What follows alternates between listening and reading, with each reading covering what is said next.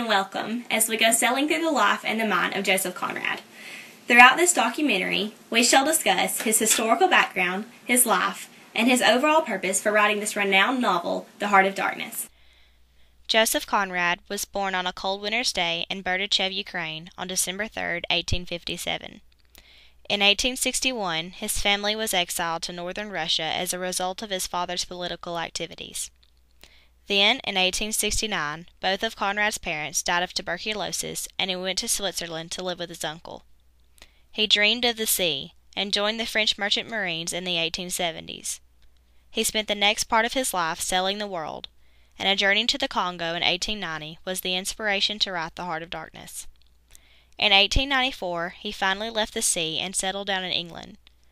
2 years later, he married an Englishwoman, Jessie George, and had 2 sons.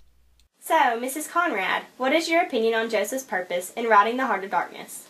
Joseph was a very unique man. He wrote The Heart of Darkness to expose the ugliness in people, no matter how uncensored and truthful he had to be.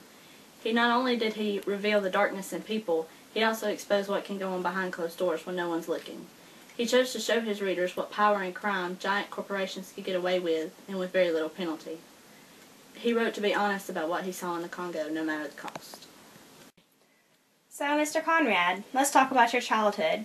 How was it, and do you think it influenced your writing? Well, see, I was born in the Ukraine, and when I was 4 years old, my parents and me were shipped away to Russia. We were exiled, and then when I was 12, my parents died of tuberculosis, and I was then sent to Switzerland to live with my uncle. So I'd have to say it did affect me to a pretty good extent. I mean, losing your parents, never having a true home for a long period of time. I mean, kids today are affected over less than that, so you can only imagine how it affected me. So. Okay, well, now we've all heard of the call of the sea. What was it that drew you to the sea? I believe it was freedom. I guess I was so used to moving after a while from place to place to different people that I was used to the change of setting, and I liked it. So just the sea, I was free. I was responsible for myself, which I had been taking care of myself for a long time. And just being out there, the water, the smell, everything about it, the people I was with, it was just a really great place to be, and it just called out to me. Okay. Now, we know that your book, The Heart of Darkness, was set in the Congo. Can you tell us about your experiences in the Congo and how it may have inspired you to write The Heart of Darkness? Well, let's discuss the Congo first of all. Cannibals, to 8 people, we know what cannibals are. Terrible conditions. It was always hot. It was always terrible. You had no sources of help of everyday things like you have over in your home countries and normal places. You had mosquitoes the size of house pets, for Christ's sake. I mean, it was just dreadful over there, and everything you were more fighting to survive than you were doing anything. And it really got to a man after a while. Today, in order to go into the military and stuff, you have to do these psychological tests. You put you through a lot. But you can just imagine what it was like over there. All you were trying to do was survive. Everything was just a test, a challenge, and it was just terrible. People you knew died every day, and it was really affecting, and it can really drive a man to the point of insanity. So now, why did you leave? Well, you heard how bad it sounded. I mean, after a while, I was just ready to be done with it. I didn't want it anymore. I mean, the hero I was looking forward to meeting, it affected him to a point that it wasn't even funny, and I didn't want that to happen to me. I wanted to leave while I still had my sanity, so I could tell people what it was like over there, so I could actually warn people what it was like, just to tell them of the Heart of Darkness, let them know that. So is this your point in writing The Heart of Darkness, to be able to tell people of the dangers and stuff of the Congo? Yes, to an extent, the Congo is just a message of a deeper.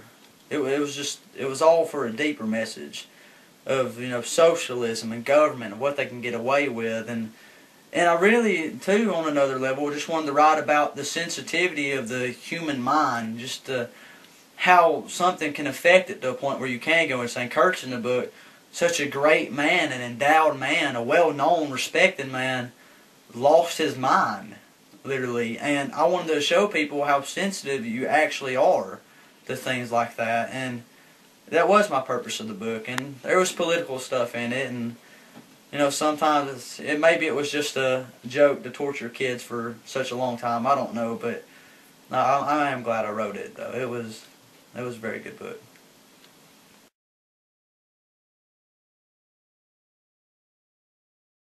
So, now, Mr. Conrad, the cameras are not rolling. How was it living with Miss Jessie George? Are you sure she ain't gonna say this? Yes, I'm sure. I was afraid for my life.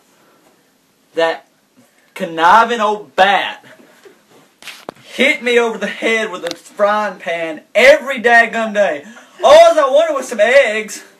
All I wanted, but she was like, well, you can't have no eggs because you're writing a book. You don't get paid for a book. And I couldn't do nothing about it. She kept telling me how I quit my job as a sailor. I loved the woman, for Christ's sake. If I'd known that's what she was going to be like, I'd shot her some point before that. The greatest thing that ever happened to me was I took this course from this motivational speaker who also taught some Taekwondo stuff about self-defense. Finally, I started fighting back. Got pretty daggum good at it, too. I'd beat her with a sack of oranges every day to show her who's boss. I promise. Finally, it took forever. I mean, thank God after 200 years of marriage, people are so acceptable of divorce now because I kicked her to the curb. That marrying that woman was the worst thing that ever happened to me. I would rather have went back to the Congo, married a cannibal, and had a pet mosquito than to ever spend another day with that woman in my life. Now, Mrs. Conrad, the cameras are not rolling. How was life really like living with Mr. Conrad? You read his book. It's not much better. Life with Joseph was horrible. He beat me every day. He somehow got lessons from some Taekwondo or some kind of instructor and learned how to beat people with sacks of oranges. So I was taking victim of that every day. He was an awful person. He treated me awful. He treated our kids awful. He was a horrible person to live with. The beatings got worse as time progressed, especially after the Taekwondo instructor started teaching him stuff. He was just an awful, awful husband, and I'm so glad that after 200 years, divorce is finally okay. So, now that the camera's off, what was your real purpose in writing this book? Okay, that's not rolling? Alright, good. So me and my boy Dante were in a bar one night. We were slap-face wasted, and he looks over at me, he's like, hey, Joseph, how about we both write a book, and we see who can put teenagers and high school students through the most hell for the rest of their life. And I was like, now listen, I worked on the Congo, and you can't deal with what was on that. I can write some serious crap, you know that, right? And he's like, I bet you I can outwrite you. So we both sat down, we both started writing and stuff, and 30 minutes later, I have what people seem to think is some sort of masterpiece, and I just went with it. But really, me and Dante's inside joke is that he wrote about the 27 circles of hell, and we have the 28th circle, and it's called the Heart of Darkness, and that's all we're trying to do, just make your life completely miserable.